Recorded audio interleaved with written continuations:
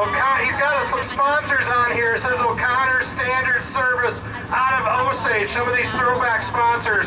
First Maxfield Insurance out of Denver. John Deere. Everybody remember the John Deere colors on the side of Curt Hansen's car back in the day? Back when they had Olds and Datsun. Olds and Datsun. So, hey, he wants to honor his pit crew. Mo Hansen, Craig Hansen, Kyle Hansen, Phil Hansen, Lane Jensen, Craig DeBerg, Ron Greiner, Tom Greiner, and Jim Cato. Ladies and gentlemen, one more round of applause for the legend, Curt Hansen.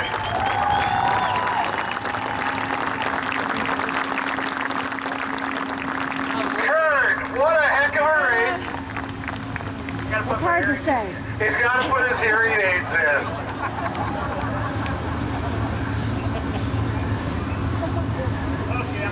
He says he's good to go. We're going to turn this over to Bobby. We're going to do a little bit of farming right now, but we're going to take this time to talk to you. But what I wanted to do on behalf of the Independence Motor Speedway, you talked about this being the first track that you raced at, and this is the final track that you raced at. In appreciation on Denny Osborne Memorial, we've got an award for you, the Curt Hansen Comeback Denny Osborne Memorial 2025.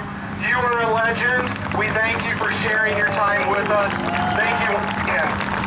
Well, I tell you, this old girl wore me out.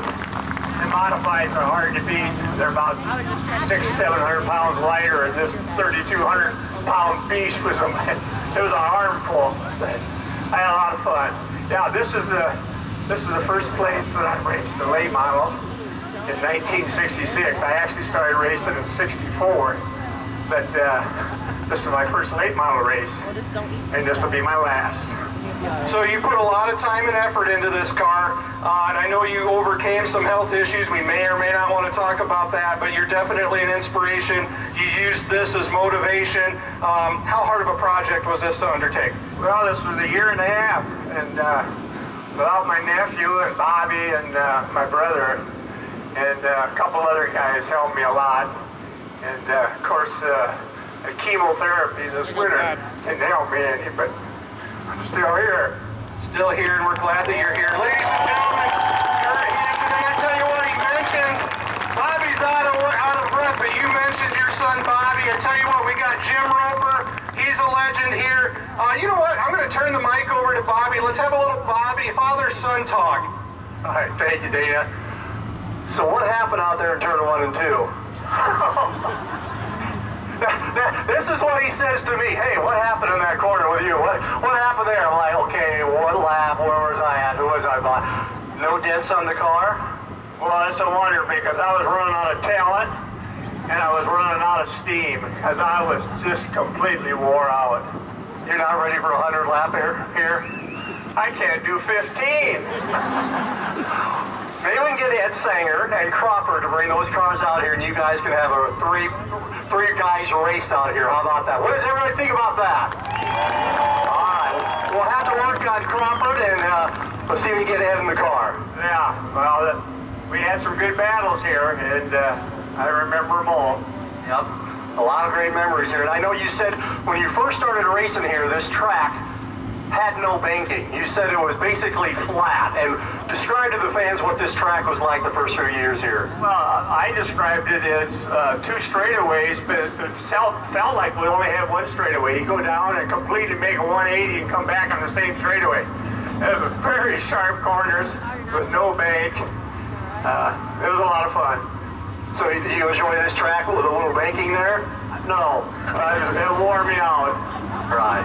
Well, hey, good job out there. Here's a Gatorade. Congratulations. Nice trophy. Thanks, Bobby. I'm just going to say a couple syllables because I know you need to get back into your recliner they got down there in the pits for you. But in the people I talked to here tonight, the fans that came, they've come from the Missouri border, they've come from the Minnesota border, all down here for one reason tonight, and that was to see you. You might not realize how much you meant to race fans through the years. Well, I'm honored. I really do. I'll tell you what, it was a great thing seeing this blue number 9 out here tonight. Them modifieds didn't give you a break. They didn't know you were supposed to win tonight. Well, them guys are about 600-700 pounds lighter, and this little beast weighs 3,200 pounds. And when you get to a corner, it just wants to keep going straight. Yep. But I got a lot of horsepower. I'll tell you what, there's nothing like the sound of a big block Chevy. I know it. I love them. Kurt, thanks for being here tonight. This is your 3rd retirement, but what's amazing to me is your son has 1 crew chief. I look over here, you've got 6 or 8 that came to help you tonight. Well, that was one of my advantages back in the 70s. I always said I had some of the best equipment. I had Sanger, cars, and I had the best help.